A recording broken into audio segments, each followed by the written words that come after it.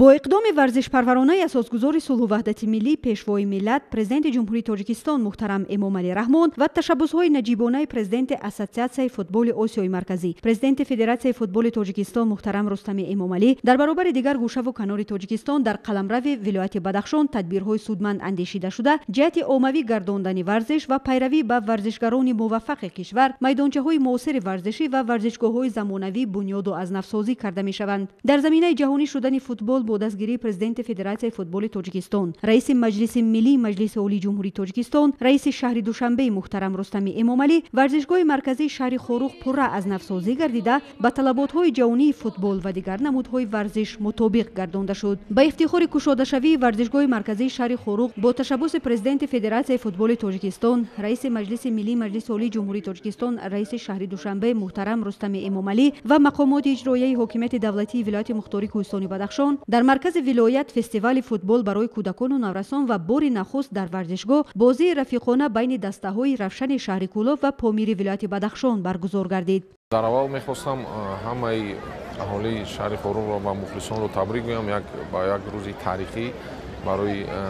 ولایت گشوده شوی میدان مرکزی شهر خوروغ یک قدم اساسی برای پیشرفت فوتبال و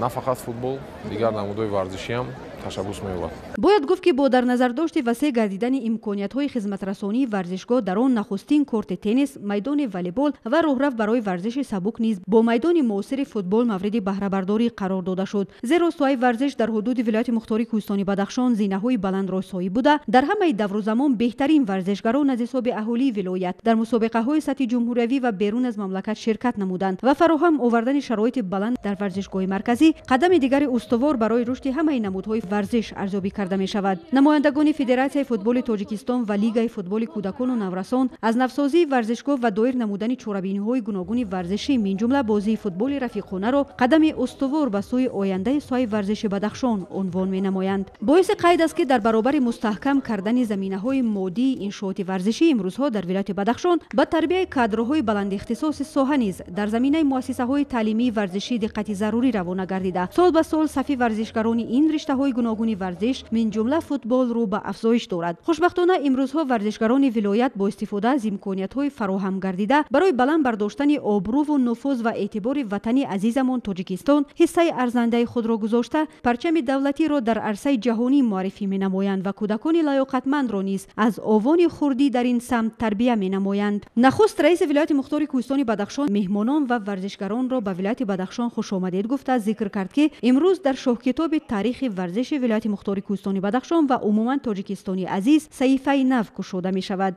با خرسندی و سپاس بی‌پایان قید نمود که سال جاری تحت سیاست ورزش پرورانه اساسگذار صلح و وحدت ملی پیشوای ملت پرزیدنت جمهوری تاجیکستان محترم امامعلی رحمان با مساعدت حکومت جمهوری تاجیکستان و دستگیری فدراسیون فوتبال کشور تیم یکچین فوتبال ولایت پامیر تأسیس یافت و در همدستی توانستیم آرزوی دیرینه تمام مخلصان ولایت که سالها امید تماشای بازی تیم یکچین خود را داشتند عملی ساختیم. رهبرت ولایت بیان نمود که امروز در فضای کامل ثبات اجتماعی و وحدت ملی ورزشگاه پر از مخلصان شهر خوروغ به مکان شادی و افتخار مبدل گردیده است و در زمان صاحب استقلالی تاجیکستان با راهبری و راهنمایی پیشوای معظم ملت پرزیدنت جمهوری تاجیکستان محترم امامعلی رحمان در قطار دیگر ساحه‌ها ساحه ورزش نیز رشد و رونق بی سابقه را پیدا کرده است. بعد سخنرانی‌ها به ورزشگران نورس فوتبالبازان دسته‌های ولایتی از حساب کودکان و نوجوانان توفه‌های خاطروی پرزیدنت فدراسیون فوتبال تاجیکستان رئیس مجلس ملی مجلس عالی جمهوری تاجیکستان رئیس شهر دوشنبه محترم رستم امامعلی از جانب رئیس ولایت مختار کوهستان بدخشان کاتب شورای امنیت جمهوری تاجیکستان و کاتب گنرالی فدراسیون فوتبال تاجیکستان به نوجوانان تقدیم کرده شدند. حقیقتا فوتبال یکی از نمودهای رشد یافته سایه ورزش در قلمرو جمهوری تاجیکستان و ولایت بدخشان به حساب رفته در میان اهالی نسبت به دیگر نمودهای ورزش محبوبیت زیاد کسب نموده است. بعد تقدیم توفه‌ها به نوجوانان از جانب بازیگران تیم فوتبال پامیر به فوتبالبازان دسته رفشن شهر کولاب به خاطر احترام صمیمی توفه‌ها تقدیم کرده شده بازی رفیقانه بین دسته‌های رفشن شهر کولاب و پامیر ولایت بدخشان آغاز گردید. باید گفت که در برابر برگزاری بازی دوستانه فوتبال در این روز در ورزشگاه مرکزی بازی والیبال